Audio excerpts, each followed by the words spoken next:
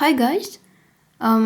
Yesterday when I was skiing, my GoPro just shut off and I thought that the battery was low or it was too cold.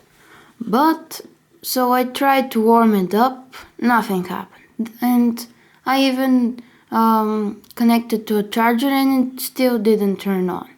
So something was wrong. I searched for videos on how to solve the problem with the Hero camera when it's not turning on, but I couldn't find any videos. All of them were for the latest models and they all included to remove the battery, but the GoPro Hero camera has an integrated battery which can be removed, so I thought making something different. I opened the back door.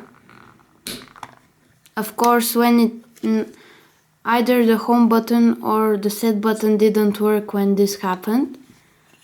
I opened the back door and opened the SD card and it started. So, when your GoPro Hero camera just shuts off and no buttons work, you couldn't charge it, you just open the SD card and you will be fine. I hope this video helps for you. Please comment, rate or subscribe. Bye.